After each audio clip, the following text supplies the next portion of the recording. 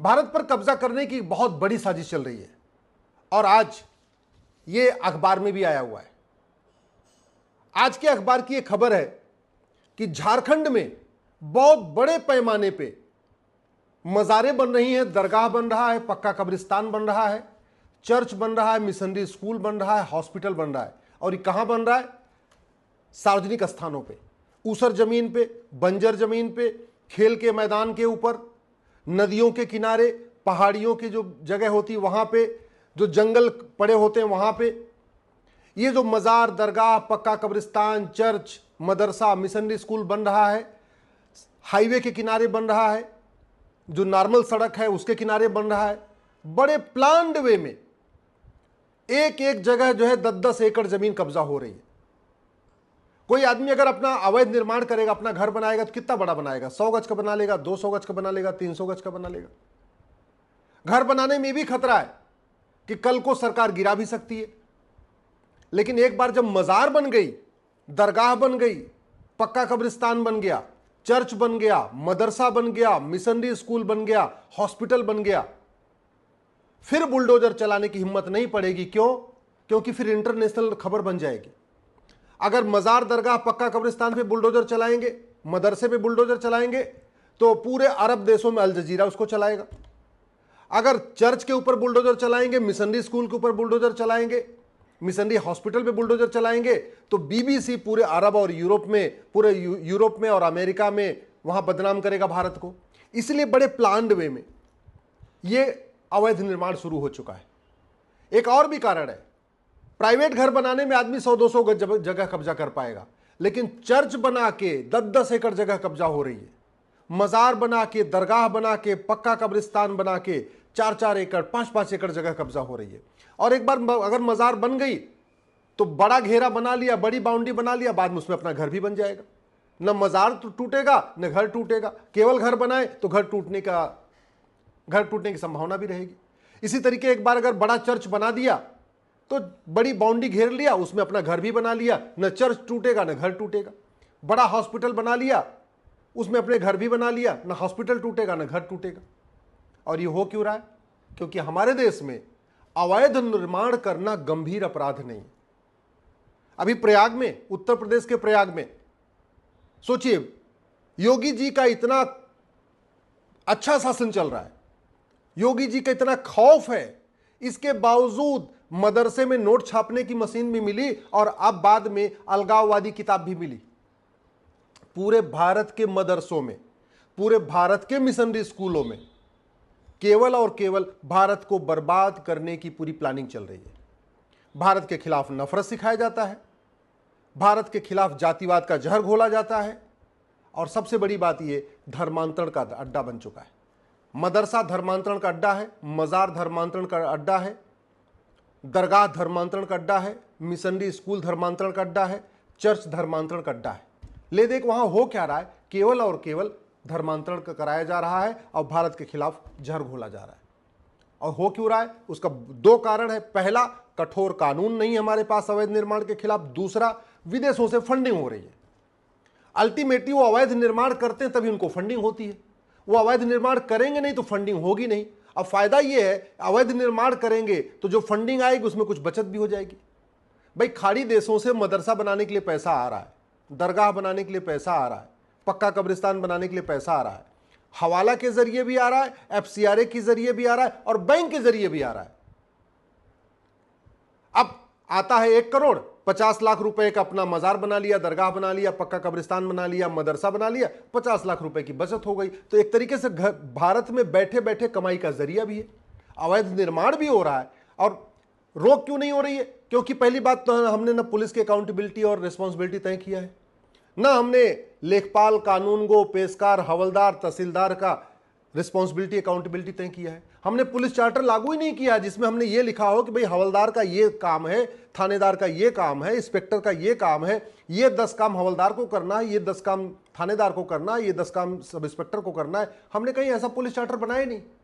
हमने कोई administrative charter बनाया नहीं जिसमें लिखा हो कि लेखपाल को ये 10 काम करना है, पेशकार को ये 10 काम करना है, कानूनगो को ये 10 काम करना है, तहसीलदार को ये 10 काम करना है, एसडीएम को ये 10 काम करना है। हमने जो है एडमिनिस्ट्रेटिव चार्टर भी नहीं बनाया। हमने सिटीजन चार्टर भी नहीं बनाया, हमने लेजिस्लेटिव चार्टर भी नहीं बनाया कि पार्षद को ये 10 काम करना है, प्रधान को ये 10 काम करना है। कोई भी अवैध निर्माण होगा तुरंत पार्षद या प्रधान अपने एसडीएम को बताएगा, या एडीएम को बताएगा, थानेदार को बताएगा, फिर थानेदार ये कार्रवाई करेगा। ऐसा हमने कुछ लिखा ही नहीं है। तो किसी की रिस्पॉन्सिबिलिटी नहीं है। अवैध निर्माण होता जा रहा है, पार्षद के सामने अवैध निर्माण हो रहा है, प्रधान के सामने अवैध निर्माण हो रहा है, विधायक को भी पता है अवैध निर्माण हो रहा है, सांसद को भी पता है अवैध निर्माण। सारे आंख बंद करके बैठे हुए। क्यों बैठे हुए? क्योंकि किसी की अकाउंटेबिलिटी, रिस्पॉन्सिबिलिटी किसी कानून में लिखा ही नहीं है, किसी की जिम्मेदारी तय नहीं है। अवैध निर्माण करने के लिए होने के लिए कोई जिम्मेदार नहीं है। अवैध निर्माण रोकना न किसी की रिस्पॉन्सिबिलिटी न किसी की अकाउंटेबिलिटी है, और अवैध निर्माण करना कठोर कानून नहीं है। भाई बाकी भारत में तो अवैध निर्माण होता जा रहा, कुछ नहीं होता। यूपी में भी क्या होता है, मैक्सिमम बुलडोजर चला दिया जाता है। अवैध निर्माण करने वाला कोई जेल गया क्या? किसी अवैध निर्माण करने वाले की 100% संपत्ति जब्त करने के लिए हमारे पास कोई कानून है क्या? नहीं। अवैध निर्माण करने वाले की सिटीजनशिप खत्म करने के लिए हमारे पास कोई कानून है क्या? नहीं। अवैध निर्माण करने वाले को 10-20 साल की जेल में भेजने के लिए कानून है क्या? नहीं। अवैध निर्माण करने वालों की मदद करने वाला को कोई कानून है क्या? नहीं। तो हो क्या रहा है, आज आपने जो खेल का मैदान है या पार्क है या ऊसर है या बंजर है या चारागाह है या हाईवे के किनारे जमीन है या रेलवे के किनारे की जमीन है या नदियों के किनारे की जमीन है या पहाड़ियों के किनारे की जमीन है, उस पर आपने जो भी अवैध निर्माण कर लिया तो 10-15 साल के बाद वो आपके कागज में उसकी एंट्री हो जाएगी। क्योंकि जैसे अगली चकबंदी हो जाएगी, आज आपने बनाया उस रकबा नंबर पे, उस खसरा नंबर पे कुछ नहीं है, लेकिन 10 साल के बाद, 15 साल के बाद जब अगली चकबंदी हो जाएगी तो ये लिखा जाएगा खाता नंबर ये पे, ये जमीन नंबर ये पे, खसरा नंबर पे ये दरगाह बना हुआ, ये मस्जिद बनी हुई, ये मदरसा बना हुआ, और पक्का हो जाएगा। एक बार आपने मजार बना लिया, दरगाह बना लिया, पक्का कब्रिस्तान बना लिया, फिर आप धीरे धीरे वहां बिजली का कनेक्शन भी ले सकते हैं, पानी का कनेक्शन भी ले सकते हैं, आप वहां के एड्रेस पे आधार भी बनवा सकते हैं। फिर तो आप वहीं के एड्रेस पे जो अवैध है सारे डॉक्यूमेंट भी बनवा सकते हैं।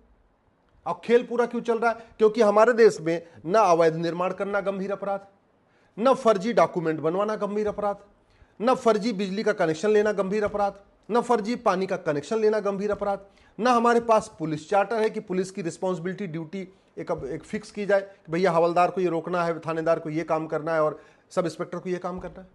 न हमने लेखपाल, कानूनगो, पटवारी, तहसीलदार, एसडीएम, एडीएम की हमने कोई रिस्पॉन्सिबिलिटी, अकाउंटेबिलिटी फिक्स किया।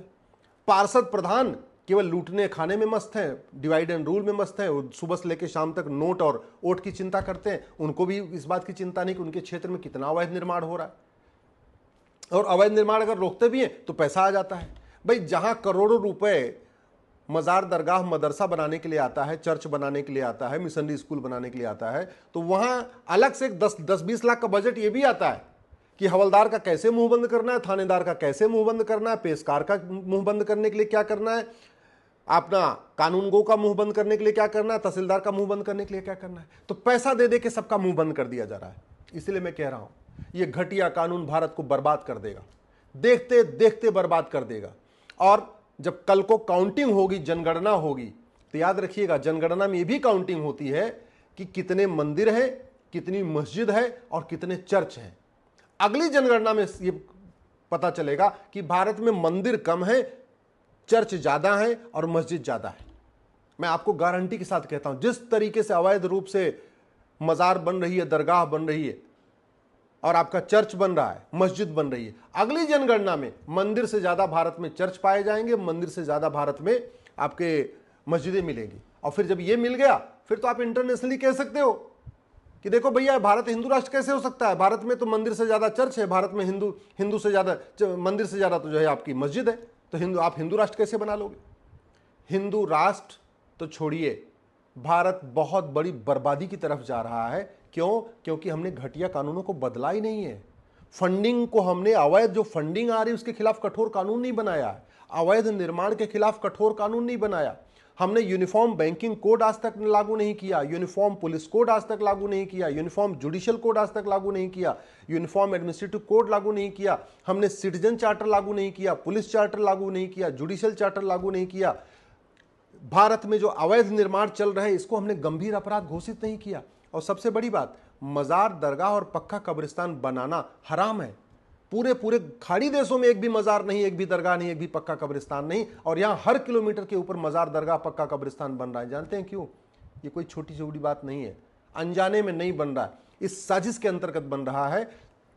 अगली जनगणना में मंदिर से ज्यादा मजार, दरगाह, मस्जिद हो जाए, मंदिर से ज्यादा चर्च हो जाए, जिससे हम इंटरनेशनली कह सकें कि भारत में तो इतने क्रिश्चियन रहते हैं, भारत में तो इतने मुस्लिम्स रहते हैं। इसलिए हिंदू राष्ट्र का सपना हमेशा हमेशा के लिए खत्म करने के लिए बड़े प्लान्ड वे में अवैध निर्माण हो रहा है।